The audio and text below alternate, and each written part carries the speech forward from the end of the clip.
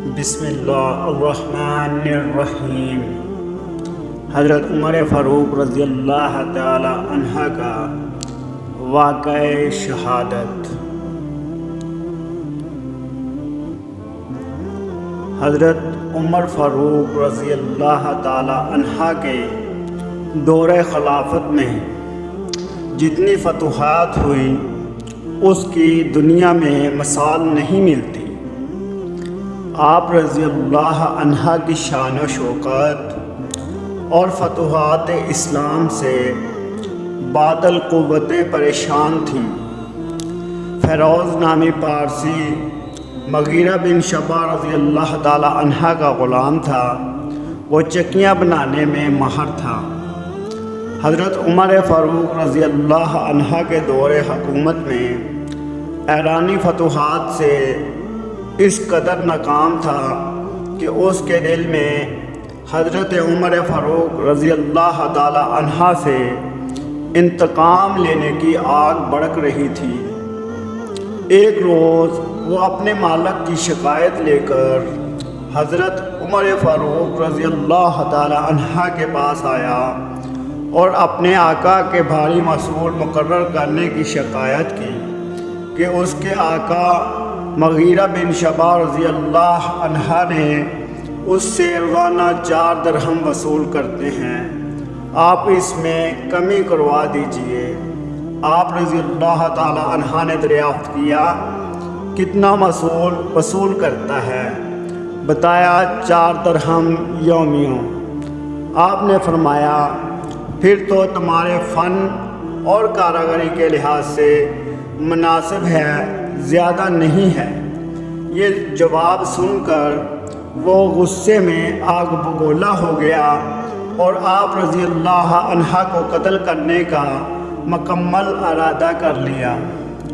پھر آپ رضی اللہ عنہ نے فرمایا سنا ہے تم چکیاں بہت اچھی بناتے ہو، ایک چکی مجھے بھی بنا کے دو۔ اس نے آپ کو میں ایسی چکی بنا کے دوں گا جس کی دھوم ساری دنیا میں ہوگی۔ اس کے جانے کے بعد آپ رضی اللہ عنہ نے وہاں موجود اصحابہ اکرام سے فرمایا یہ شخص مجھے قتل کی دھمکی دے کر گیا ہے۔ اصحابہ اکرام نے عرض کی اے امیر المومنین، حکم دیں اس کو گرفتار کر لیں۔ آپ رضی اللہ عنہ کا عدل و انصاف دیکھیے، فرمایا اس نے مجھے دھمکی ضرور دی ہے مگر اقدام جرم نہیں کیا، لہذا تعزیر نہیں لگائی جا سکتی۔ 26 ذی الحج 23 ہجری بدھ کے دن آپ رضی اللہ عنہ حسب معمول نماز فجر کے لیے مسجد میں تشریف لائے اور نماز شروع کروائی۔ ابھی تکبیر تحریمہ ہی کی تھی کہ فیروز جو کہ مسجد کے محراب میں چھپا ہوا تھا ذہن آلودہ خنجر لے کر دوران نماز آپ رضی اللہ تعالی عنہ پر حملہ آور ہوا اور متواتر 6 وار کیے۔ حملہ کرنے کے بعد پیچھے پلٹا اور بھاگتے ہوئے 13 نمازیوں پر حملہ کیا، جن میں سے 7 شہید ہو گئے۔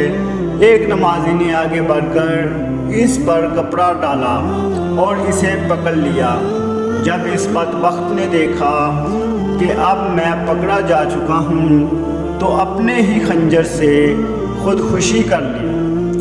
حضرت عمر فاروق رضی اللہ تعالی عنہ زخم کے صدمے سے گر پڑے اور حضرت عبد الرحمن بن عوف رضی اللہ تعالی عنہ نے نماز پڑھائی۔ حضرت عمر فاروق رضی اللہ تعالی عنہ کو لوگ اٹھا کر گھر لائے۔ سب سے پہلے انہوں نے پوچھا کہ میرا قاتل کون تھا؟ لوگوں نے کہا کہ فیروز۔ فرمایا الحمدللہ میں ایسے شخص کے ہاتھ سے نہیں مارا گیا جو اسلام کا دعویٰ رکھتا تھا۔ لوگوں کا خیال تھا زخم چندائے کاری نہیں ہے، شفا ہو جائے گی۔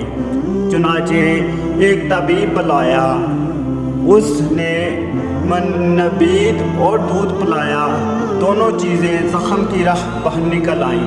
یہ دیکھ کر آپ کو یقین ہو گیا کہ میری شہادت کی خواہش ضرور پوری ہوگی۔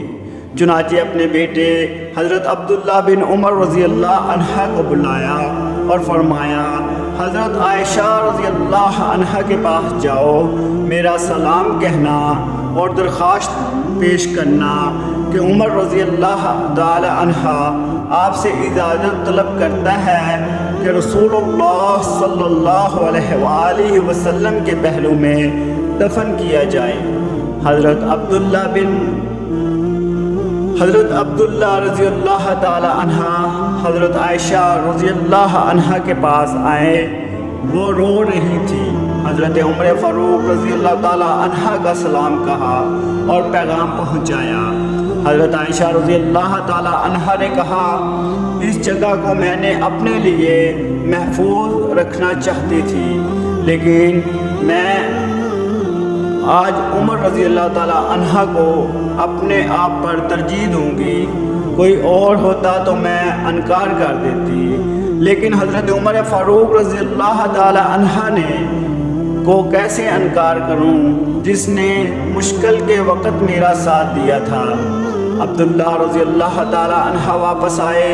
لوگوں نے حضرت عمر فاروق رضی اللہ تعالی عنہ کو خبر کی، بیٹے کی طرف مخاطب ہوئے اور کہا، کیا خبر لائے ہو؟ انہوں نے فرمایا، جو آپ چاہتے تھے۔ فرمایا، یہی سب سے بڑی آرزو تھی۔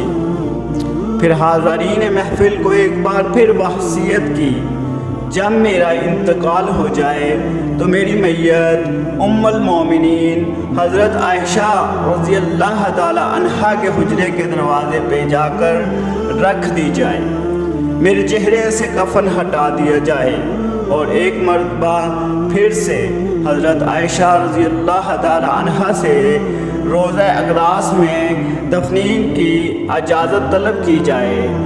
اگر وہ اس امر کی اجازت دیں تو ٹھیک ہے، ورنہ مجھے جنت البقاء میں داخل کر دیا جائے، اس لیے کہ کل کو کوئی یہ نہ کہے کہ عمر نے زبردستی یا طاقت کے ذریعے یہ جگہ حاصل کی ہے۔ چنانچہ ایسا ہی کیا گیا۔ اس وقت اسلام کے حق میں جو سب سے اہم کام تھا وہ تھا خلیفہ کا انتخاب کرنا۔ تمام صحابہ بار بار حضرت عمر فاروق رضی اللہ تعالی عنہ سے درخواست کرتے تھے کہ اس مہم کو آپ طے کر جائیں۔ حضرت عمر فاروق رضی اللہ تعالی عنہ نے خلافت کے معاملے پر مدتوں غور کیا تھا اور اکثر سوچا کرتے تھے۔ یہ واقعہ ہمیں یہ سبق دیتا ہے کہ اسلام سے بڑھ کر کوئی چیز ہمارے لیے اہمیت نہیں رکھتی۔ برائے مہربانی ہمارے YouTube چینل کو سبسکرائب کریں، ویڈیو کو لائک کریں اور اپنے دوستوں تک شیئر ضرور کریں۔ جزاکم اللہ۔